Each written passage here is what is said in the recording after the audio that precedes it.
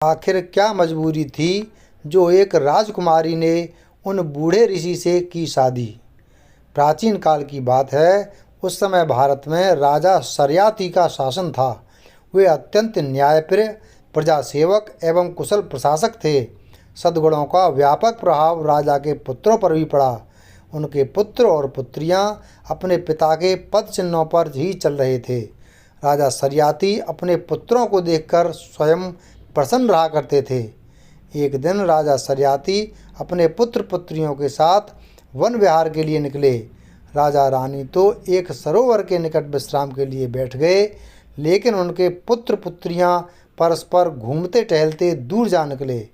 असमय ही राजकुमारी सुकन्या ने मिट्टी के टीले में 2 चमकदार मणियां देखीं। कौतूहलवश सुकन्या उस मणि के निकट आई। नज़दीक देखने पर भी वह चमकती वस्तु को समझ न पाई। तब उसने सूखी लकड़ी की सहायता से दोनों चमकदार मणियों को निकालने का यत्न किया, लेकिन मणि नहीं निकली, अपितु वहाँ से खून बहने लगा। मणि से खून टपकते देख सुकन्या और उसके भाई बहन घबरा गए।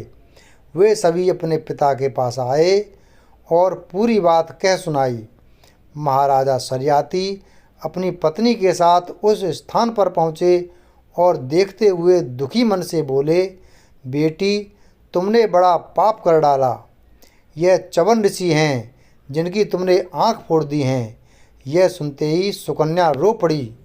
उसका शरीर कांपने लगा। टूटते हुए स्वर में उसने कहा, मेरी जानकारी में नहीं था कि यह महर्षि बैठे हुए हैं। मैंने बड़ा अनर्थ कर डाला। यह कहकर वह फिर से फूट फूट कर रो पड़ी। हाँ पुत्री, तुमसे अपराध हो गया है। महर्षि च्यवन यहाँ पर तपस्या कर रहे थे।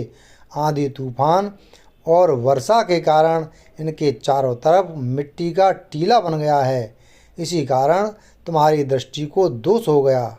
मात्र 2 आँखें चमकती हुई दिखाई दीं। अब क्या होगा? इतने में च्यवन ऋषि के कराहने का स्वर भी सुनाई दिया। कातर स्वर सुनकर सुकन्या ने तय किया, मैं इस पाप का प्रायश्चित करके इस हानि की क्षतिपूर्ति करूंगी।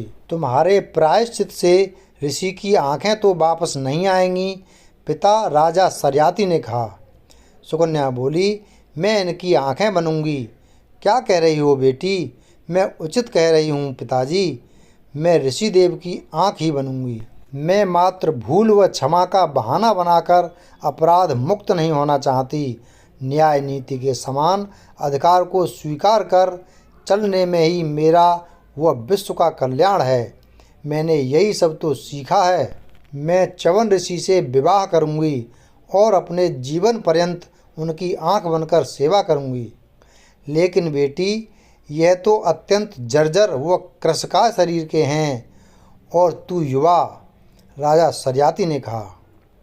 सुकन्या बोली, पूज्य पिताजी, यहाँ पात्रता और योग्यता का प्रश्न नहीं है। मुझे तो सहर्ष प्रायश्चित करना है। मैं इस कार्य को धर्म समझकर तपस्या के माध्यम से आनंदपूर्वक पूर्ण करके रहूँगी। मुझे अपना आशीर्वाद प्रदान करें।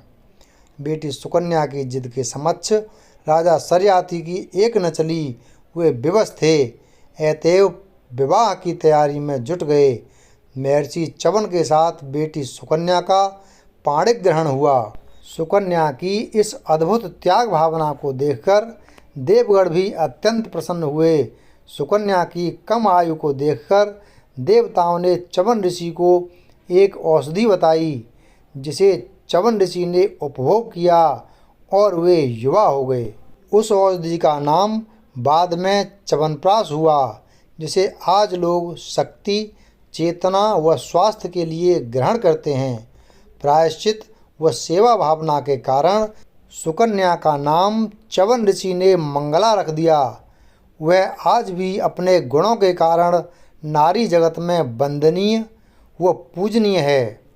वीडियो अगर पसंद आया हो तो वीडियो को लाइक करें और चैनल को सब्सक्राइब करें। धन्यवाद।